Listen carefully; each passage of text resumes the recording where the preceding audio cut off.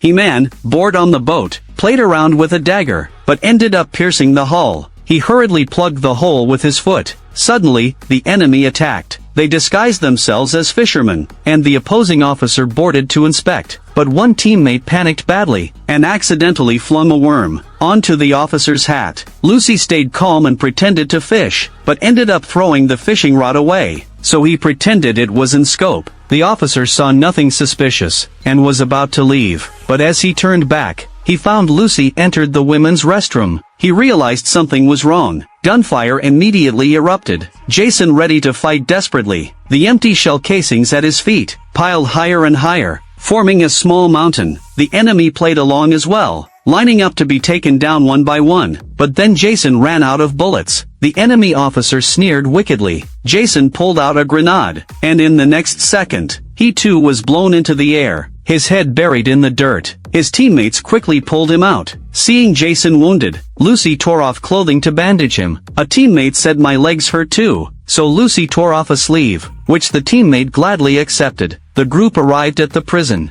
Jason peeked inside. It was filled with armed guards. He moved to the iron gate, pulled out his weapon, and instantly transformed it into a pair of pliers. He had just cut off a piece of the fence. The whole section came crashing down. The mission pressed on. The team slipped quietly into the prison. They decided to split up. In a rush, they set up a cannon, knocked on the door, and when a man came out, he was met with a heavy punch. But the sentry spotted it. Another heavy punch, and the fight was won. Lucy pulled out a sniper rifle, taking precise aim at the enemies. Meanwhile, Jason was preparing to assassinate the warden, but the warden was too cunning, dodging every arrow. Even after all his arrows were spent, he hadn't succeeded. When the warden turned around, he saw a wall covered with arrows. He quickly loaded his gun with a magazine, but at that moment, Jason picked up a rooster from the ground.